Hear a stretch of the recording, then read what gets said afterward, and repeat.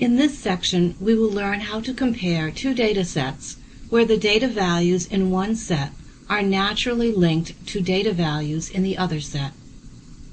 When data values are matched or linked, the data sets are not truly independent, and we have what is commonly referred to as paired data.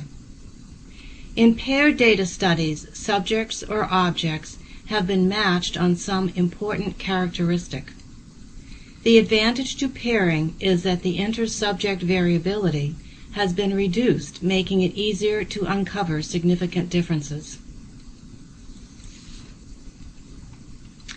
As our first example, let's consider a situation where employees switch from a 5-day work week to a 4-day work week.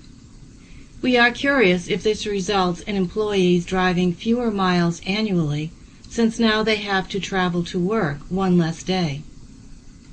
The table lists the name of the employee as well as the annual miles driven on both work schedules. Here the natural pairing between the two data sets is that the numbers in the 5-day column correspond to the numbers in the 4-day column because they were taken on the same employee. There is a reason to match 2,798 with 2,914 because both observations belong to Jeff.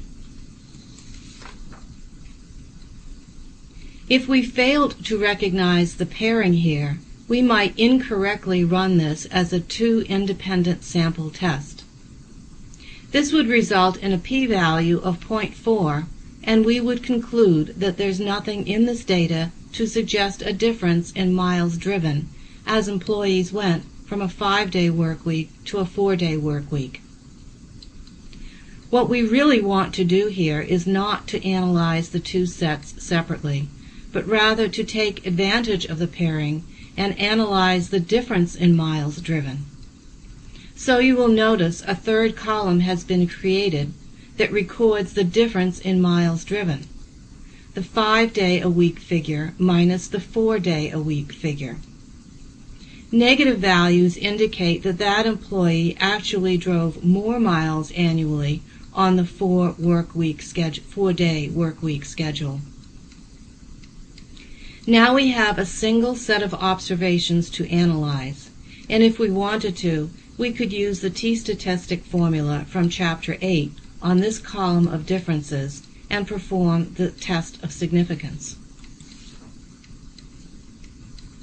So when we analyze pairs data, we really analyze the difference between the pairs, not the original data. It is important to note the general form of the null hypothesis. It says that the mean difference is 0. The subscript D stands for difference. Rather than perform the t-test by hand, we will load the data or type the data into StatCrunch. From the Stat menu, we choose the paired t-test and then specify that the data is in columns labeled 5-day mileage and 4-day mileage.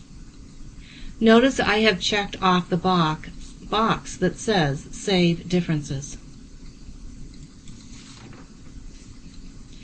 Next, we choose Hypothesis Test and specify that the hypothesized difference is 0 and that we have a two-sided alternative. Our program reports a test statistic of 2.89 and a p-value of 0.0167. It also tells us that it has created a new column of data called Difference that contains paired differences.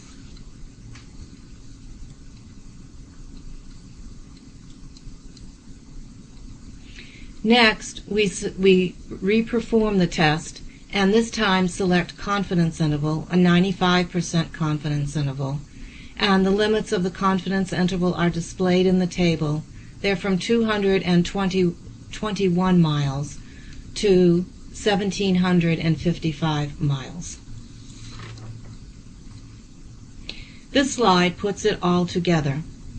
There is the statement of both the null and alternative hypothesis, the value of both the t-statistic and the p-value, a decision to reject the null hypothesis since the p-value was less than 0.05, and a clear statement of what this means, namely that on average employees drive fewer miles annually on the 4-day workweek schedule than the 5-day workweek schedule. Every time we reject a null hypothesis, we must mention the p-value.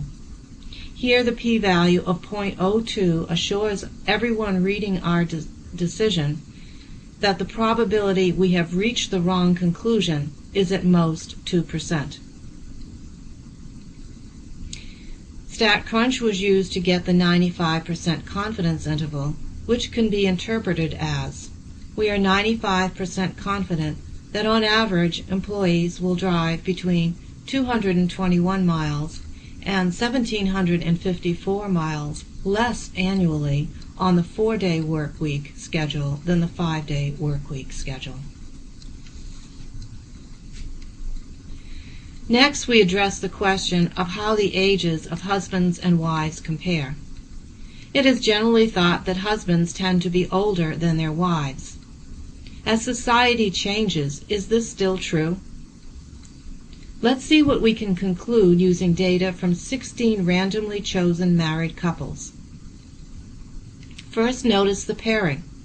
The basis for matching data here is not that observations are taken on the same person, but rather the matching criterion is husband and wife.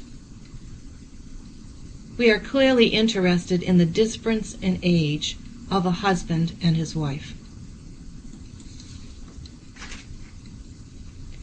Notice that the difference I computed were husband's age minus wife's age.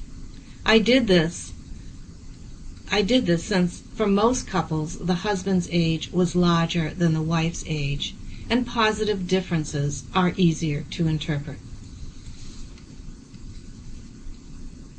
Here I am presenting the results that I got by loading this data into StatCrunch and running a paired t-test followed by a 95% confidence interval.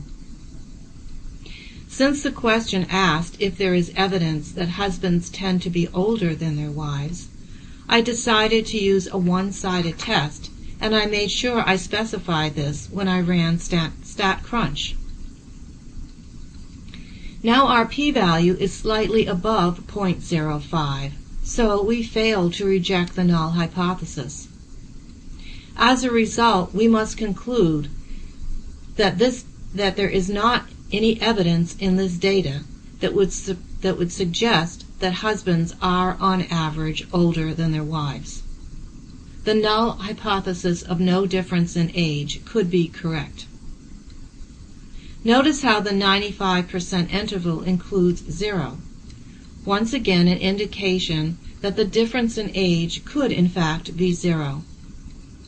In cases like this, when the confidence interval includes 0, it is not important to try to interpret the boundary values. You only need to mention that since 0 is included in the interval, it means there could be no difference in the average ages.